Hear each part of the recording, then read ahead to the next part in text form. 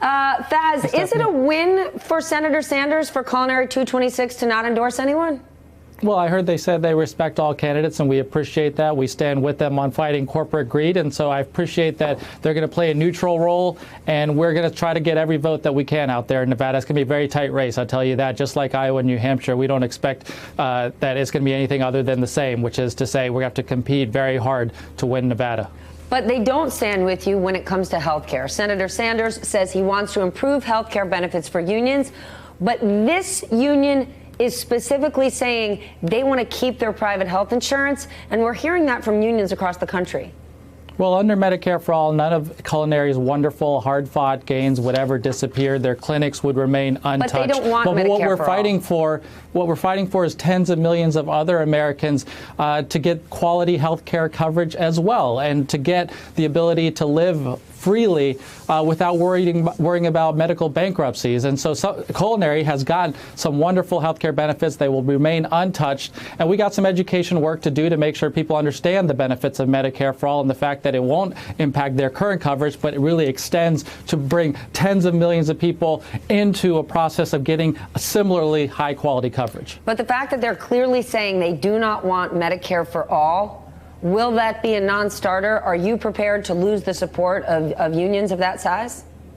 Well, listen, all unions across America will tell you, Stephanie, that when they go into the negotiating table, they're often negotiating over health care. And we have to explain to everyone that when you take health care off the table, you can get better wage increases, you can put pensions, you can put other benefits like child care on the table in negotiations. It's one of the reasons why worker pay has not increased for 45 years, because health care has been swallowing up all of that increase in pay that they could have received. So we have this case to make, and we're going to make it loud and clear, but we got some work to do, and so you're going to hear me and others on the campaign continue to make this case. In New Hampshire, when you add Senator Sanders and Senator Warren's vote totals, you get around 35% of the vote. Does it concern you, or how do you respond to the majority of the party siding with moderates? We keep raising the roof, right? There was a time when people said Bernie Sanders was done in Iowa, he was done in New Hampshire, and then we keep raising the bar. And every time we raise the bar and win more support, sometimes, we hear from other critics that, well, it's not big enough. And from my perspective, you win Iowa and New Hampshire, that's a good outcome. And I hope to win Nevada, we hope to win South Carolina, we hope to win California as well. So you don't hear me having any concerns about the outcomes. We'll continue to work hard to unite this party and grow this party in order to defeat Donald Trump. Then if you win, it is all about the math. Walk us through what states you believe you're going to get that'll take you to 1,991 delegates. Well, we're in a good stead in all states. I don't know if you saw a poll this morning, Stephanie, where we're leading in Texas right now, and we stand in good stead in California. Both of those states have a fair amount of delegates at play. And so, if you ask me, are there any states that we could win? Yes, my answer is all of them.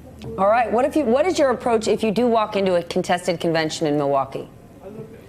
Now you're getting into a hypothetical. I don't believe that will be the case. I really do think we stand in a good stead, and we'll win the majority of delegates after this is all said and done. So I don't see that playing out, honestly. I want to read a quote from Mark Longabaugh. This is a Democratic strategist who helped run Senator Sanders' campaign back in 2016. When asked about the New Hampshire results and the state of the race, this is what he said, quote, "This played out in exactly the way in which Bloomberg would have wanted it. In a realistic way, this may have already become a Bernie Bloomberg race." Is this a two-man race? No, not at all. I thought Amy Klobuchar had a good night in New Hampshire. I think Pete Buttigieg has performed strongly in both Iowa and New Hampshire. So no, I think that there's going to be at least 4 or 5, 6 candidates right at the top. Elizabeth Warren's got a strong organization in Nevada. No, so you don't hear me thinking or believing that this is somehow a two-man race. No. How strong is how big is your operation? Do you have 100,000 digital volunteers?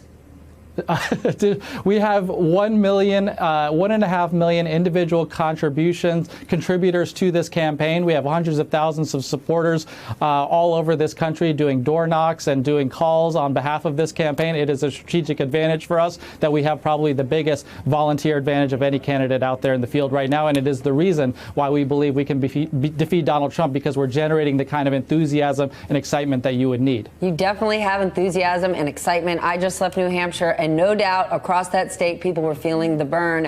Our NBC News Capitol Hill team is reporting that congressional Democrats are increasingly nervous about the down ballot races if Senator Sanders is at the top of the ticket, specifically that he could drive away moderate suburban voters who favored Democrats in the 2018 midterms.